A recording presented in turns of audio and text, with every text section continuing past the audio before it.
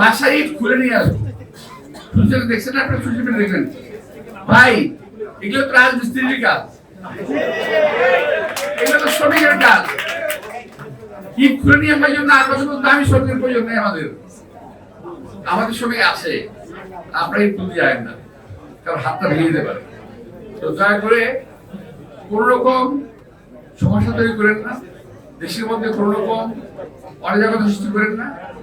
নতুন সরকার 18 বছরের পর একটা সরকারের গণতান্ত্রিক ভাবে কাজ করতে দেন। আমরা আগামী নির্বাচনে বিবেচনা করেন যে এই সরকারকে রাখা যায় কিনা। আগামী নির্বাচন, এখন না, দেরি আছে, অপেক্ষা করেন।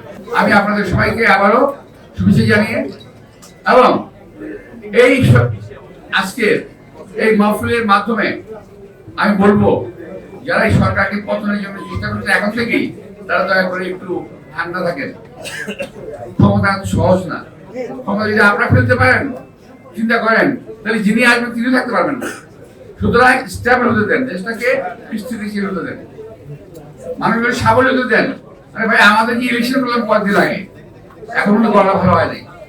মাত্র কয়েকদিন ইলেকশন করেছি, গলা ভালো হয় নাই, শরীর সুস্থ হয় নাই। এখনই আপনার সরকারের কাছে সবই চান।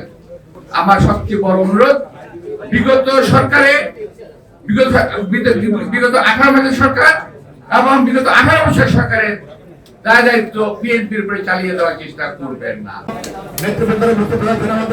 সাংবাদিক ভাইদের জন্য বসার যে জায়গা ব্যবস্থা করা হয়েছে, ওনাদের আপত্তি ছিল, যেহেতু সাংবাদিক ভাইরা এখানে